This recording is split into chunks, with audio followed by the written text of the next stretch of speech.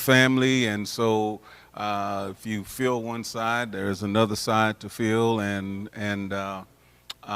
name is Freddie Anderson, and I'm going to give you the order of the services. Question: some serious lights? Okay, they stay on like that. And on how the program will go, so that you can be aware of it. In a second, John Spencer, one of the members of this congregation, who is always reliable for being there for times like this, he's going to come forward. He's going to do the reading of the obituary, and he's also going to do a prayer. Following that, we're going to have some remarks, or we're going to have a remark rather, from a family member, and I'd ask also if there was anyone else that may have any kind of remarks to let me know, but no one has, but it's still not too late. So if anyone wants to make a remark, please see me so that we can put it on the program and go accordingly. After John does what he is going to do, after the remark or remarks, then I'll come back and give the eulogy, and after the eulogy, we'll turn it into the hands of the funeral attendants. I'll give you any pertinent announcements, and or save those announcements for the funeral at the graveside. So, Brother John.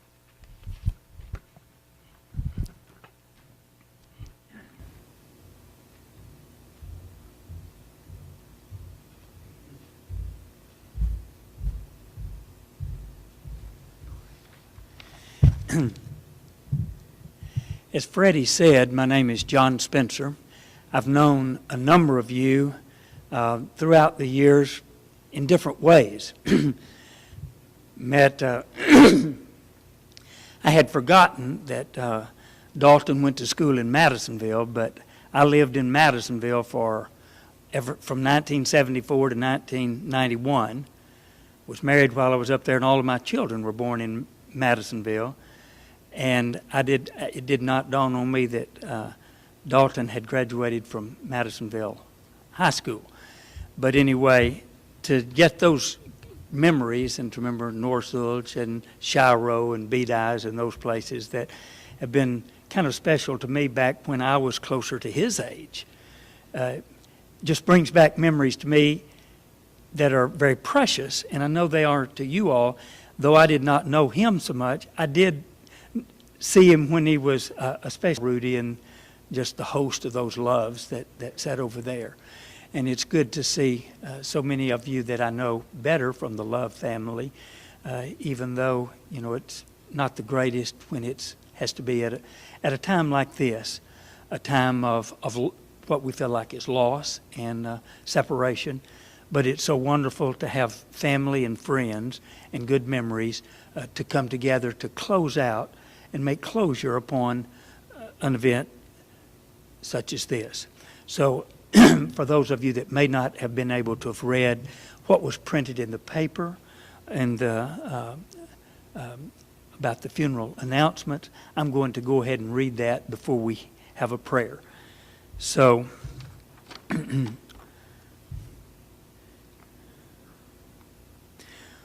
on December 30th, 2024, we had to say goodbye to Dalton Troy Love of Huntsville, Texas. Cosmic dance of stars to transcend the boundaries of time and space.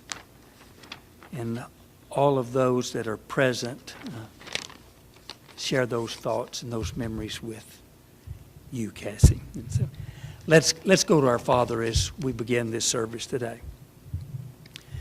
Father, we know that you are our God, that you are the giver of life, and that you are the sustainer of those of us that live every day upon the world that you created, that you are the sustainer of those of your children who hurt and who sorrow at a time like this, when we have lost one that is precious to us. But Father, because you are our God and you know all things.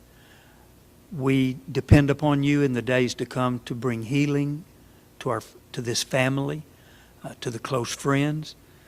Father, thank you for having the power to bring hope and comfort and peace, even in times of distress and sorrow. Father, thank you could have forgiveness of sins, that by giving our lives to you, that we could, by your grace, live with you eternally in the heavens. And Father, I pray that you remind each of us, even today, of the importance of knowing that Jesus Christ is our older brother, in addition to being our Savior and our hope. And Father, touch the hearts of each one of us at this time, Father, that we may truly look to Christ for strength and for salvation. And I pray especially, Father, for Cassie in the days to come, that you would give her strength.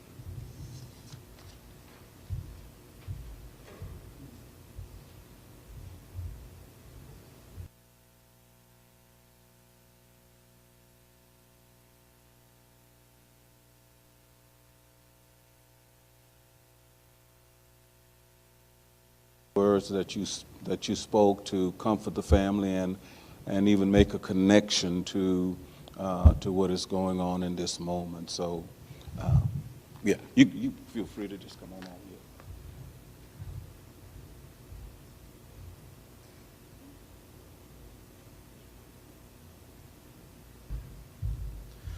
here. Hello, I am Dalton's oldest brother out of all four of our siblings.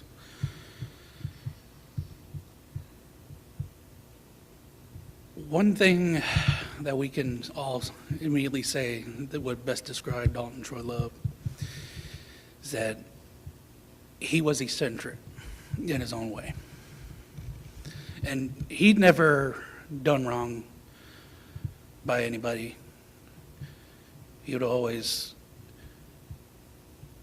try to include himself in a deep friendship between all of us.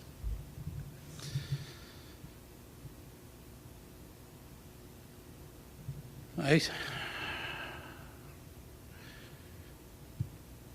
think we can all say that we aren't saying goodbye forever to a son, a brother, cousin, grandson.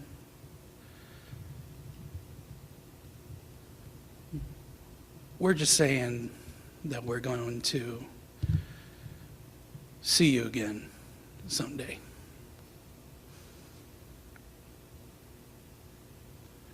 It just might be a while, but you're not gone forever. You're just not here right now.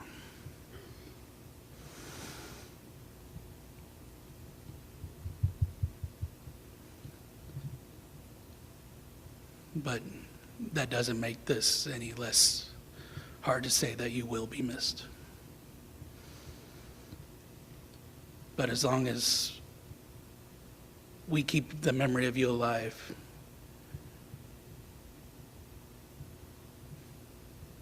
it will be as if you never left. Thank you.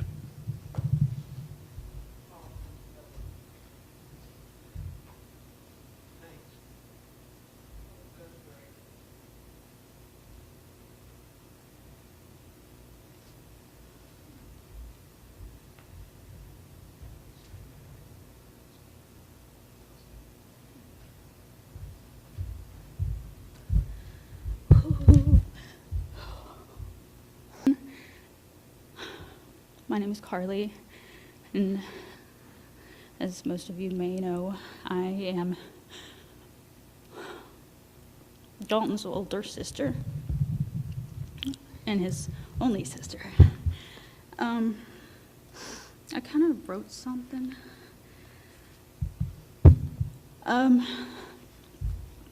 So we didn't share the same last name, but we do share the same mother, and we were raised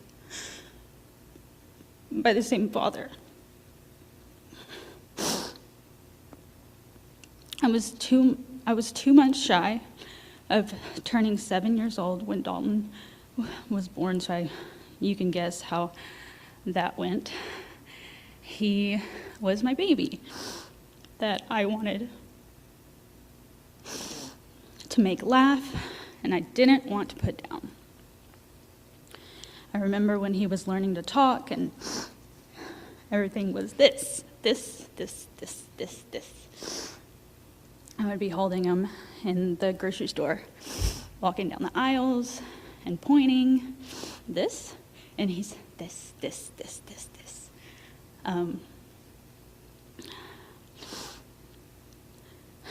I had this weird thing that to get him to laugh when he was little, and it was, he would just lose it. It was just like a woo woo woo woo. I don't know what it was. I remember when we were potty training him. And I also remember how he wanted to sleep with me during that time. We'd have special sleepovers. And one night, we forgot to put a pull-up on him before bed. Yes, he beat on me.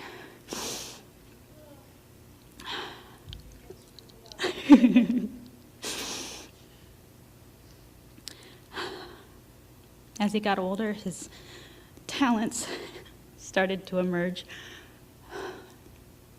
He was a dancer.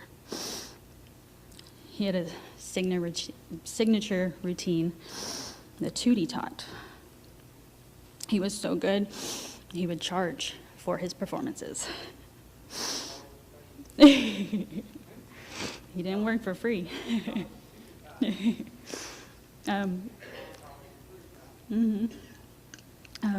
He was a singer, mainly in the shower, but since we shared a bathroom, I was there for his debut. He was a contortionist.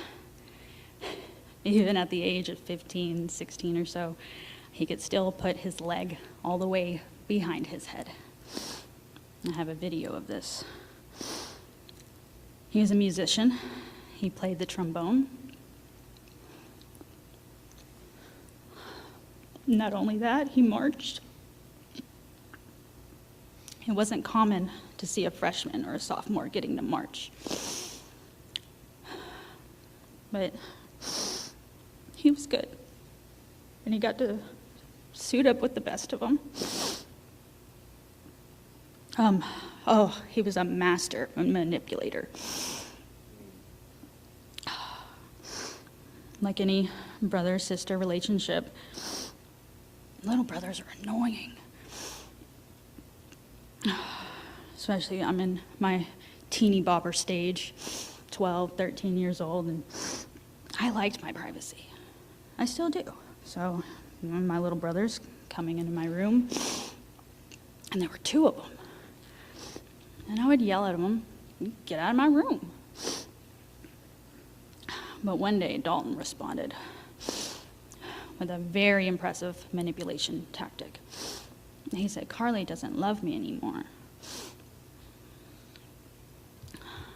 And it worked, because my heart melted. I don't think he ever said it again. He was an actor, great actor. You give a kid a sip of your beer, and suddenly they start acting like they're drunk. Don't judge me. Y'all did it too. It was actually really bad acting. Never mind. It was really bad acting. Yeah, no. But he did play a lot of Dungeons and Dragons. I never thought a bologna, jelly, and onion sandwich sounded appetizing, but Dalton seemed to like them.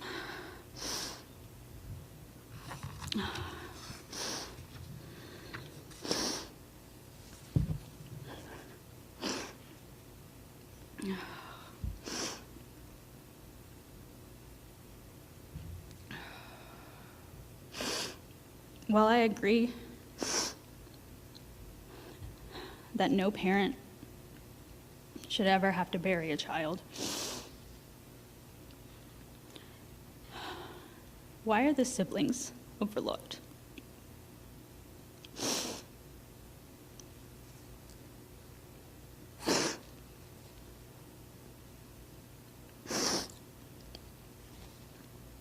Losing my little brother has been the loss of a lifetime. I've lost close friends, family.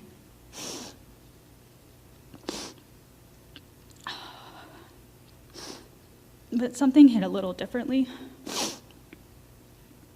with Dalton.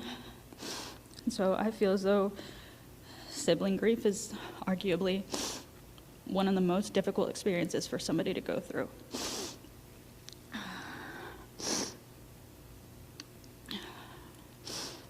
We had the same experiences, same traumas. You grow up next to this person. I honestly didn't want to come today. I hate funerals. They're awkward and they're sad. Something I hate more is driving 4 hours for a funeral. But I knew that I'd regret it if I didn't.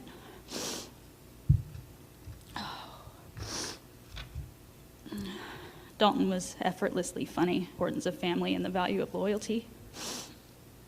But Dalton also had his demons, and I wish I could have been there to help him fight them off. I've been trying to convince myself that there was nothing I could have done to change the way the story ended. I have too many shoulda, coulda, wouldas going on in my head right now. Maybe one day I'll forgive myself and give myself enough grace to know that there's nothing I could have done or said to change your story, Dalton. And what sucks the most is that now I have to remember you for longer than I've known you. But wherever you are, I hope your days are easier. I hope the skies are bluer, the grass is greener. I hope the world is kinder. And I hope you're no longer in pain. I wish you knew how proud of you I am. I wish you knew how lucky I feel.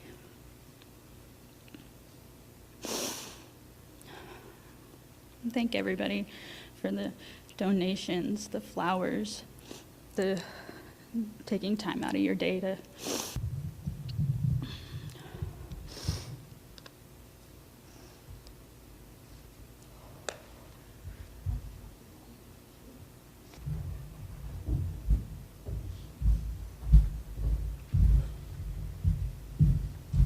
My name's Levi. Y'all gonna have to bear with me. I'm not very good at my words, but if there's one way I could describe Dalton, it's just Dalton. He was one of the most intelligent, caring, and just weird people I'd ever met, but I loved him. Never got a chance to tell him that, but I did. I'm not gonna be long, but the one thing that I can never remember Dalton saying is goodbye. So I'm not going to say goodbye. I'm just going to say see you later. Thank you.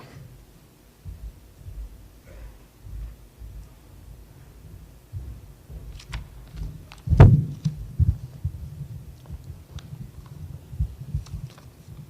want to thank those of you who had something to say at this time for saying what you said. And not only that, but how you said it. And you know, it's a hard thing when you, and it is really unavoidable, but it's a hard thing that when you come to know a person better at a time like this, and that there is no funeral that, and you could have been married to a man or a woman for 50, 60, 70 years, and still at a time like this, somebody can tell you something that you did not know. And so, and they have stories and they have experiences with that person that you did not have. And so that's why a time like this is I guess it is bittersweet, a time like this. And I can tell you now that if putting my foot behind my head qualifies me to speak right now, I ain't qualified. But if he was able to do that, that's a good thing for him. But my heart goes out to the family and to the friends having lost someone at such a young age. But I don't know whether or not one can say that a young age is a life that is wasted. What John said in his comments about Jesus was that Jesus died as a young man. 33 years old is a young person. It is not how long you live, but it is how well you live that really measures the value of a life. Whoever wrote the obituary here that John got a chance to read, they must have looked at my notes, or they must have been on the same wavelength that I was on as far as what I was going to talk about. Right after I was asked to say a few words at this time, I began formulating a thought of what I should say, simply because I'm so close to that family. And some of you said, I've never seen that guy before, but if you were to ask some of the other family members, they will tell you how long I've been a part of that family and how close I am to the Love family and what I've done and really what they have allowed me to come in and be a part of. Just the other day, and true story, I was talking with someone, and she was asking me what would happen. And we went to this place, and I had some people that were with me, and the lady had some candy on the table, and she was eating. The people that I was with were eating the candy, and I apologized for it. And she said, well, I said, no, I don't eat much sweets like that.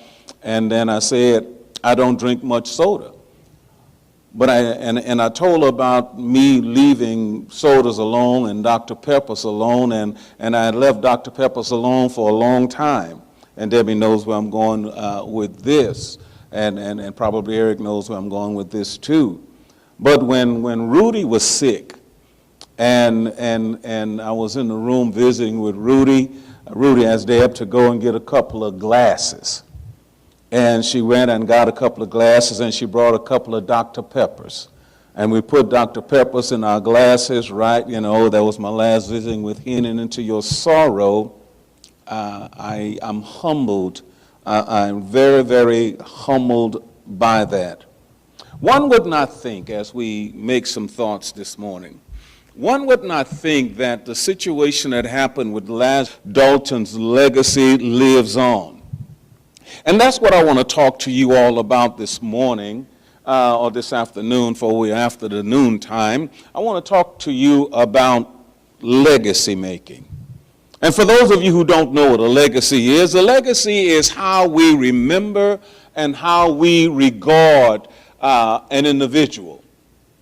Legacy was so important to the son of David. There in the book of 1 Samuel chapter 18, David's son by the name of Absalom. That Absalom built a pillar in the king's dale, and on that pillar he says, I have no son to carry on my memory or to preserve my legacy. I don't know where you all as far as thinking about what a legacy is, but evidently what was said by his brother, what was said by his sister, what was said by his friend, evidently there is a lasting legacy that is preserved with those of you that are here. And I think that's what happens with individuals. That what we do at a time like this, we try to tap into those deep recesses of our minds.